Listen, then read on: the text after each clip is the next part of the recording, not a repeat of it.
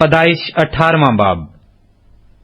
پھر خداوند ممرے کے بلوتوں میں اسے نظر آیا، اور وہ دن کو گرمی کے وقت اپنے خیمہ کے دروازہ پر بیٹھا تھا، اور اس نے اپنی آنکھیں اٹھا کر نظر کی، اور کیا دیکھتا ہے کہ 3 مرد اس کے سامنے کھڑے ہیں، اور ان کو دیکھ کر خیمہ کے دروازے سے ان سے ملنے کو دوڑا اور زمین تک جھکا اور کہنے لگا، اے میرے خداوند، اگر مجھ پر آپ نے کرم کی نظر کی ہے تو اپنے خادم کے پاس سے چلے نہ جائیں، بلکہ تھوڑا سا پانی لایا جائے اور اپنے پاؤں دھو کر اس درخت کے نیچے آرام کریں۔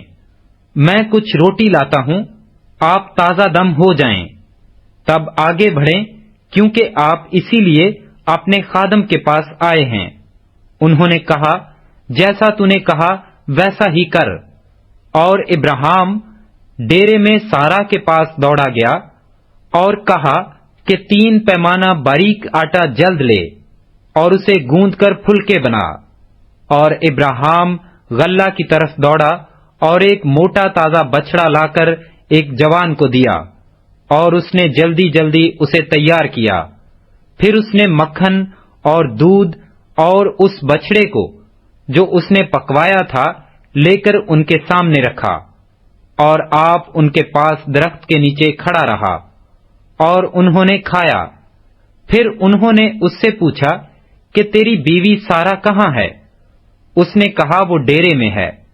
تب اس نے کہا، میں پھر موسم بہار میں تیرے پاس آؤں گا، اور دیکھ تیری بیوی سارا کے بیٹا ہوگا۔ اس کے پیچھے ڈیرے کا دروازہ تھا، سارا وہاں سے سن رہی تھی، اور ابراہیم اور سارا ضعیف اور بڑی عمر کے تھے، اور سارا کی وہ حالت نہیں رہی تھی جو عورتوں کی ہوتی ہے۔ تب سارا نے اپنے دل میں ہنس کر کہا، کیا اس قدر عمر رسیدہ ہونے پر بھی میرے لیے شادمانی ہو سکتی ہے؟ حالانکہ میرا خاوند بھی ضعیف ہے۔ پھر خداوند نے ابراہیم سے کہا کہ سارا کیوں یہ کہہ کر ہنسی کہ کیا میرے جو ایسی بڑھیا ہو گئی ہوں واقعی بیٹا ہوگا؟ کیا خداوند کے نزدیک کوئی بات مشکل ہے؟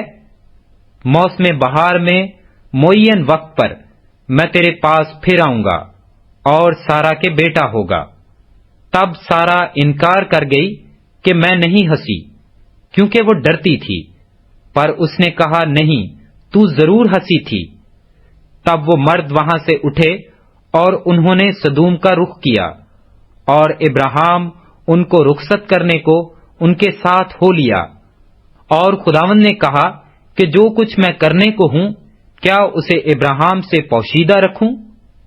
ابراہیم سے تو یقیناً ایک بڑی اور زبردست قوم پیدا ہوگی، اور زمین کی سب قومیں اس کے وسیلہ سے برکت پائیں گی، کیونکہ میں جانتا ہوں کہ وہ اپنے بیٹوں اور گھرانے کو جو اس کے پیچھے رہ جائیں گے وصیت کرے گا کہ وہ خداوند کی راہ میں قائم رہ کر عدل اور انصاف کریں، تاکہ جو کچھ خداوند نے ابراہیم کے حق میں فرمایا ہے اسے پورا کرے۔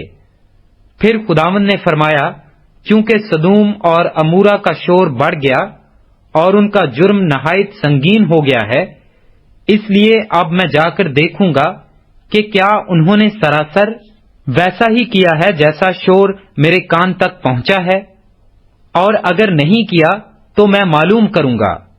سو وہ مرد وہاں سے مڑے اور سدوم کی طرف چلے، پر ابراہیم خداوند کے حضور کھڑا ہی رہا۔ تب ابراہیم نے نزدیک جا کر کہا، تو نیک کو بد کے ساتھ ہلاک کرے گا؟ شاید اس شہر میں 50 راست باز ہوں، کیا تو اسے ہلاک کرے گا اور ان 50 راست بازوں کی خاطر جو اس میں ہوں اس مقام کو نہ چھوڑے گا؟ ایسا کرنا تجھ سے بعید ہے کہ نیک کو بد کے ساتھ مار ڈالے اور نیک بد کے برابر ہو جائیں۔ یہ تجھ سے بعید ہے۔ کیا تمام دنیا کا انصاف کرنے والا انصاف نہ کرے گا؟ اور خداوند نے فرمایا کہ اگر مجھے سدوم میں شہر کے اندر 50 راست باز ملیں تو میں ان کی خاطر اس مقام کو چھوڑ دوں گا۔ اور ابراہیم نے جواب دیا اور کہا کہ دیکھیے، میں نے خداوند سے بات کرنے کی جرت کی، اگرچہ میں خاک اور راکھ ہوں، شاید 50 راست بازوں میں 5 کم ہوں، کیا ان 5 کی کمی کے سبب سے تو تمام شہر کو نیست کرے گا؟ اس نے کہا، اگر مجھے وہاں 45 ملیں تو میں اسے نیست نہیں کروں گا۔ پھر اس نے اس سے کہا کہ شاید وہاں 40 ملیں۔ تب اس نے اس سے کہا کہ میں ان 40 کی خاطر بھی یہ نہیں کروں گا۔ پھر اس نے کہا، خداوند ناراض نہ ہو تو میں کچھ اور عرض کروں، شاید وہاں 30 ملیں۔ اس نے کہا، اگر مجھے وہاں 30 بھی ملیں تو بھی ایسا نہیں کروں گا۔ پھر اس نے کہا، دیکھیے میں نے خداوند سے بات کرنے کی جرت کی، شاید وہاں 20 ملیں۔ اس نے کہا، میں 20 کی خاطر بھی اسے نیست نہیں کروں گا۔ تب اس نے کہا، خداوند ناراض نہ ہو تو میں ایک بار اور کچھ عرض کروں، شاید وہاں 10 ملیں۔